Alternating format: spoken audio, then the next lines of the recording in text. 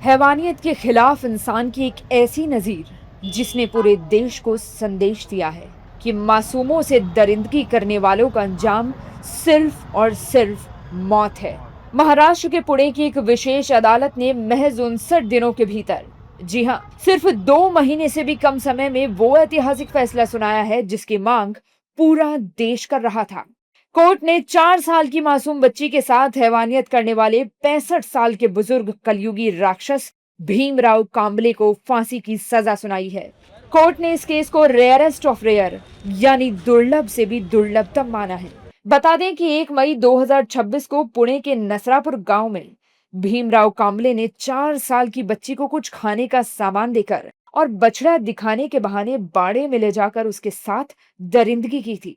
इस मामले में आज पुणे की अदालत ने पोक्सो की 3 धाराओं के तहत आरोपी को फांसी की सजा सुनाई है। कांबले को मौत की सजा मिलने के बाद सत्ता पक्ष और विपक्षी दलों के नेताओं ने कोर्ट के फैसले का स्वागत किया है और कहा है कि ऐसे लोगों के लिए समाज में बिल्कुल भी जगह नहीं है।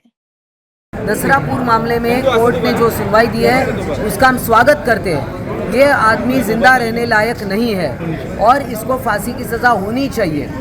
तभी भी हमने कहा था क्योंकि एक छोटी बच्ची को उसने बुरी तरह रेप करके मार दिया है, छोड़ दिया है गोठे में, और क्या क्या उसके साथ खिलवाड़ उसके शरीर के साथ किया है। तो ऐसे व्यक्ति को जिंदा रहने का कोई अधिकार नहीं है। कोर्ट ने जो आज फैसला दिया है उसका हम स्वागत करते हैं और ऐसे ही जो आरोपी जो घूम रहे हैं, जो महिलाओं के ऊपर बुरी नज़र रखते हैं, उनको सज़ा मिलनी चाहिए। तो जहाँ भी रेप होता है, ऐसा औरतों के साथ होता है, उसको फांसी सज़ा मिलना ही चाहिए। ये तो इस्लाम ने 1400 साल पहले कह दिया था, ये अभी सोच रहे हैं। और अगर सख्त कदम उठाएंगे तो ही ये गुनाह रुकेगी, वरना होती रहेगी। इस फैसले के बाद पीड़ित परिवार ने राहत की सांस ली है। इस त्वरित न्याय ने न्यायपालिका पर जनता के भरोसे को और मजबूत किया है और ये साबित कर दिया है कि कानून के हाथ हैवानों को पाताल से भी ढूंढकर फांसी के फंदे तक पहुंचा सकते हैं। वहीं पीड़िता के पिता ने बताया कि हमारी शुरू से ही मांग थी कि इस दरिंदे को फांसी की सजा हो। बहुत समाधानकारक सजा हुई है और जो हम अपेक्षा कर रहे थे न्याय व्यवस्था से वो अभी पूरी हो रही है।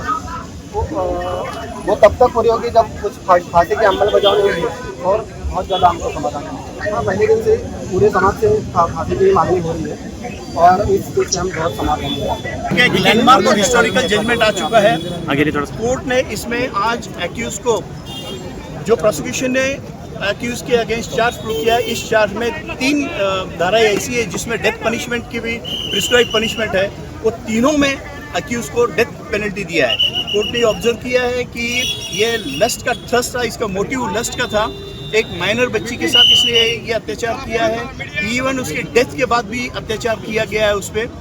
तो कोर्ट ने कोई दया माया दिखाने के लायक नहीं, कोई रिफॉर्मेशन इसमें होने के चांसेस नहीं है। ये लिखा हुआ है जजमेंट में और डिटेल जजमेंट है। बता दें कि 65 साल के भीमराव कांबले पर अपहरण, बलात्कार, छेड़छाड़ और हत्या सहित कुल 7 मामले दर्ज थे। दोनों पक्षों की दलीलें सुनने के बाद अदालत ने 137 पन्नों का अंतिम फैसला तैयार किया है। सरकारी वकील ने कोर्ट में दलील दी कि ऐसे दरिंदों को समाज में रहने का कोई हक नहीं है।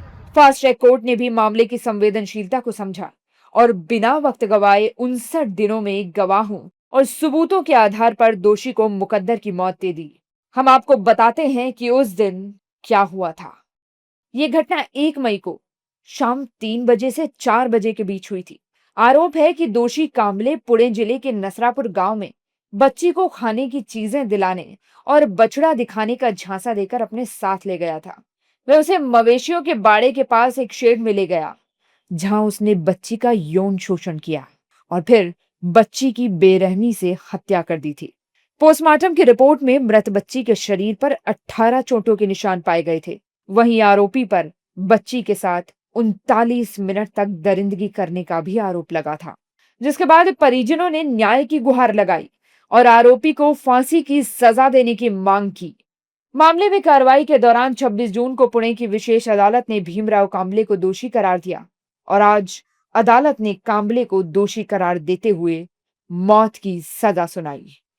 कानून की किताबों में लिखा है कि न्याय में देरी न्याय ना मिलने के बराबर है, लेकिन जब अदालतें महज 2 महीने यानी 59 दिनों के भीतर किसी हैवान को सीधे फांसी के फंदे तक का रास्ता दिखा देती हैं, तो समाज का कानून पर भरोसा लौट आता है।